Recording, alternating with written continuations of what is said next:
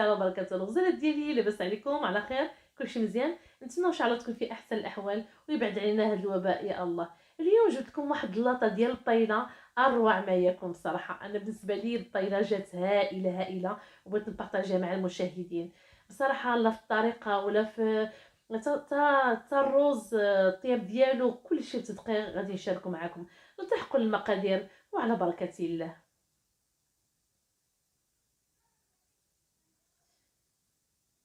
اول حاجه تنبدا بها تنحيي نقي الكروفيت. باغيه الكروفيت نديرو مع كاس كبير ديال الماء ونطبخو مزيان، لان بصراحه باغيه داك البويون ديال الحوت، وندير عليه كنور ديال السمك باش تعطي نكهه اكثر واكثر، ونخليه يطبخ مزيان حتى يطلق فيه داك الريحه ديال السمك.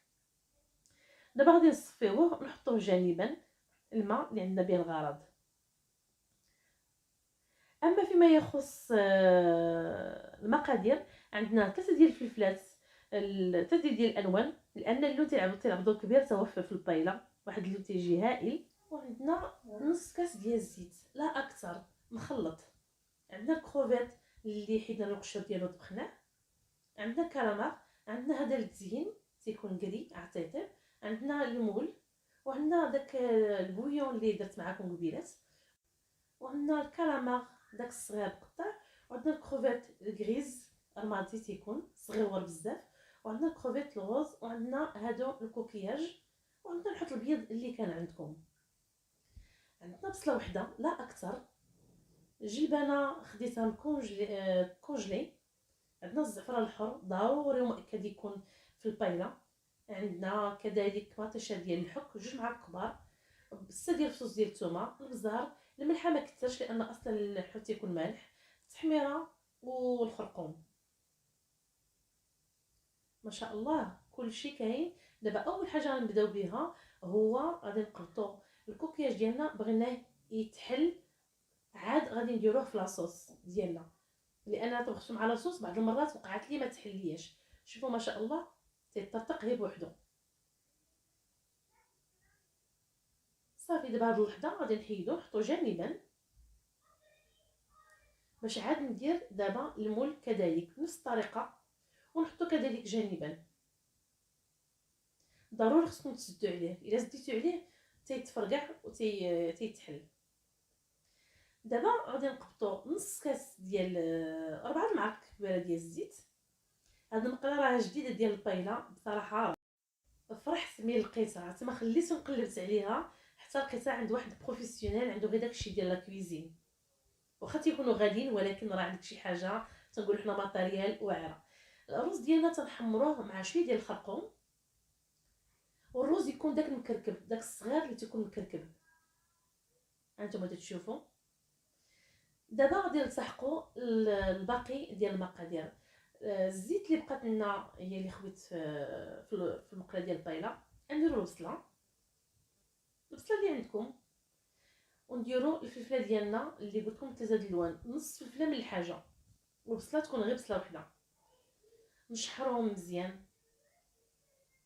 في هاد الزيت، مازال ما درت لا توابل لا والو. بعد ما تشحروا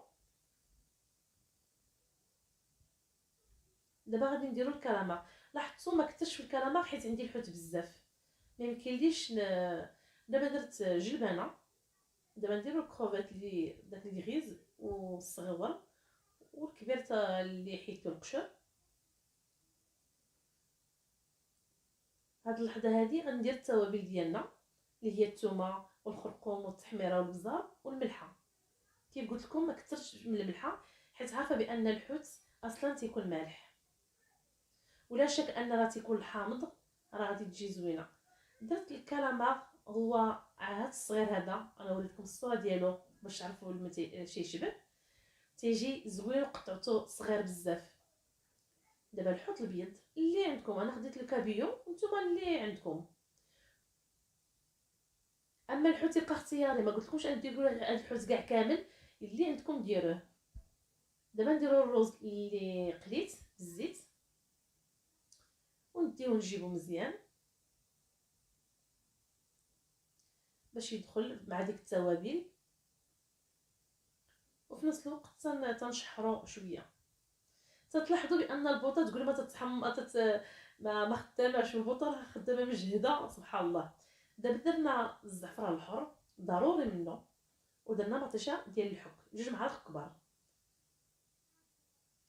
الزعفران الحر ضروري يكون في البايله، اللي ما عندوش يدير داك النوع ديال الزعفران الحر.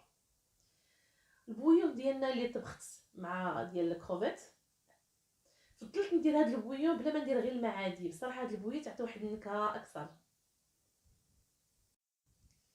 دابا ضروري خصو يغلى مزيان مزيان. عاد درنا الكوكياج ديالنا، هادشي اللي بغيت نقلب عليه، تنقلب على الكوكياج ديالنا لان حليته قبل ما شحال هادي كنت نديرو من خرجتو تيبقى مسدود، حتى هو تعطي واحد النكهه ما نقولكمش.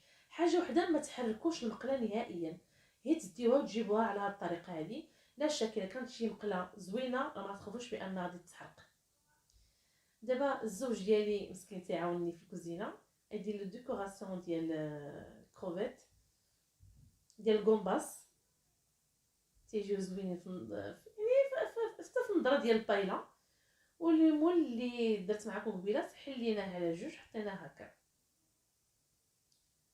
دابا غادي بعد ما غلات مزيان، دابا غادي نديرو 2 ورق ديال الزبده ولا ورقه ديال الزبده ماشي ضروري 2، ونديرو بابي الومنيوم ونديروها في الفران. خليتها في الفران بصراحه ما تعديتش عليها 40 دقيقه حتى 45 دقيقه. والبايله ديالنا هي هذه. ما تبخلوش عليا باللايك والسبسكرايب، والسلام عليكم ورحمه الله تعالى وبركاته. فرصه قادمه بحول الله.